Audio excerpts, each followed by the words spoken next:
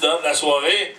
J'aimerais ça qu'on accueille, s'il vous plaît, très chaleureusement, Monsieur Rusty McBadwell!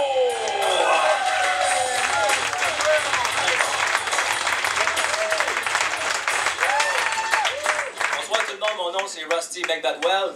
Si on commençait ça par une bonne main d'applaudissements pour le Bistrot Bar au Gémeaux pour les samedis de l'humour!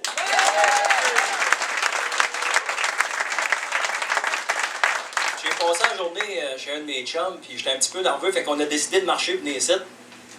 Il reste à Sorel.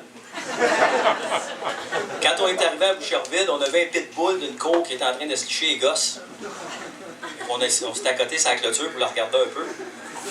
Là, mon chum, il dit « Maudit, j'aimerais ça être capable de faire ça. » Il dit « Moi aussi, on aurait le flatté avant. »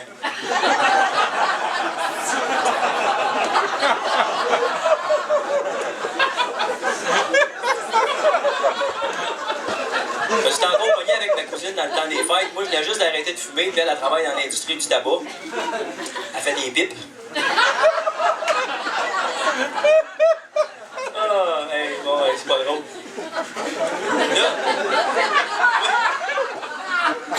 Là, en tout cas, à date, c'est le fun, hein? Bon.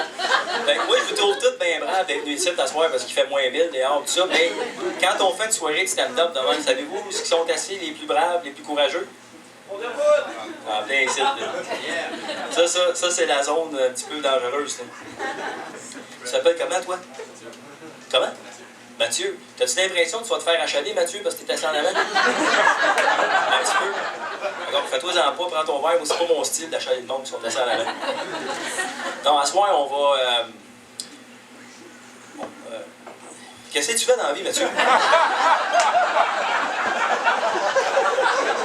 mais qu'est-ce que tu fais dans la vie? Tu travailles chez Rona? Non. C'est drôle que tu me dises ça parce que j'ai vu un reportage à la télévision cette semaine. Il parlait du monde qui travaille chez Rona. C'est quoi que tu disais, non? Ah oui, savez-vous c'est quoi le moyen de contraception qui est le plus utilisé par le monde qui travaille chez Rona? Leur personnalité.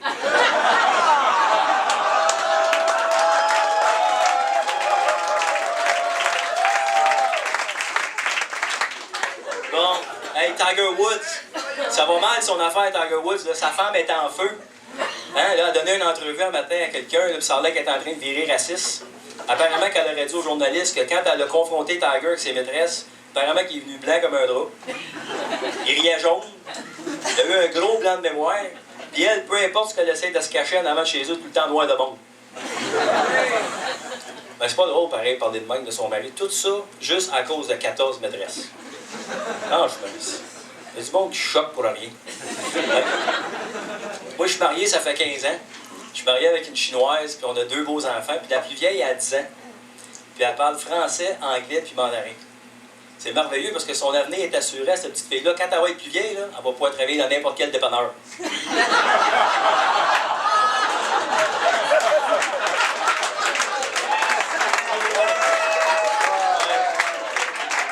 Je vous dire qu'il y a une Chinoise à la maison qui ne l'aime pas, celle-là. Okay? Elle l'aime vraiment pas. Ben, tu vois, moi, je suis un père de famille responsable, puis je dirais même que je suis un père de famille engagé. OK?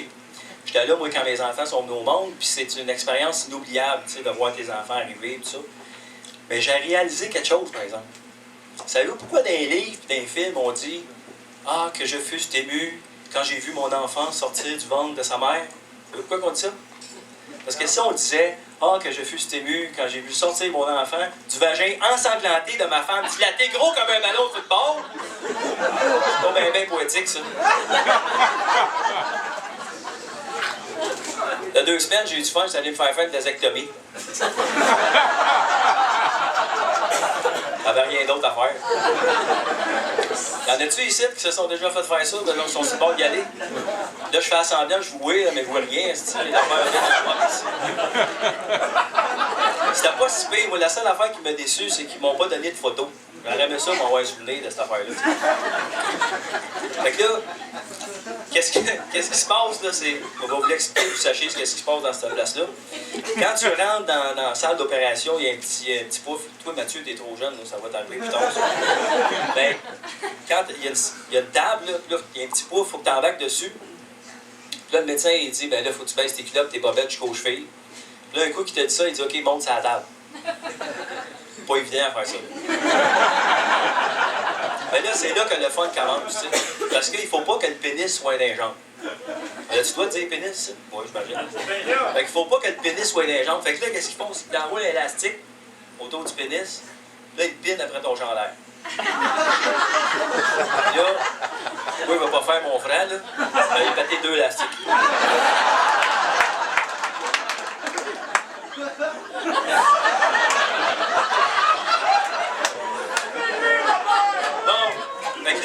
Fait que là, qu'est-ce qui se passe, là? Faites attention, là. M'entendez-vous de même, là? Parce que là, le docteur, un coup que t'es sur la table, là, il prend le sac, comme ça, là, puis là, il te regarde. Là, il sort une seringue, là. Là, il te regarde, et il dit, prends un respect, là, ça n'a pas vraiment fait mal. C'est plus comme si quelqu'un avait pris une bonne puff de cigare et me l'avait éteint sur la poche. Comme feeling, là, c'est à peu près ça. Là, dans ce temps, ils ne te coupent plus, hein. Ils font un poinçon, là. Ils te font un trou. Là, après ça, ils étirent la peau de même.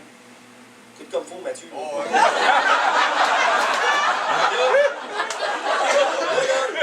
Il rentre en dedans, puis il va chercher le premier tube, et il coupe.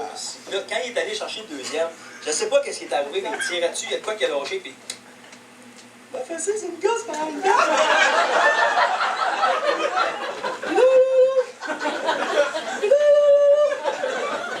Je veux pas rentrer dans les détails, mais j'ai pleuré pendant 30 minutes, et le docteur sort de l'hôpital demain.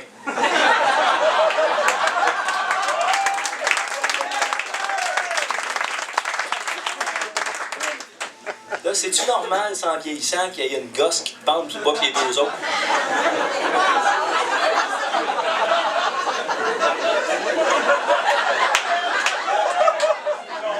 OK, hey Mathieu, petite question à poser.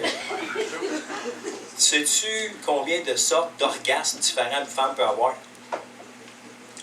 Je sais pas, mais c'est bon que tu le saches pas parce que dans mon plan, c'est moi qui te le dis. Si tu l'avais su, là, moi, je l'ai fourré. Tu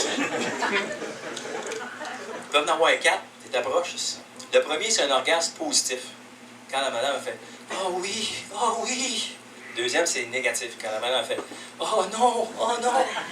Le troisième, c'est spirituel. Quand elle fait « Oh mon Dieu, oh mon Dieu ». Le quatrième, c'est quand elle fait semblant, elle dit « Oh Mathieu, Mathieu ».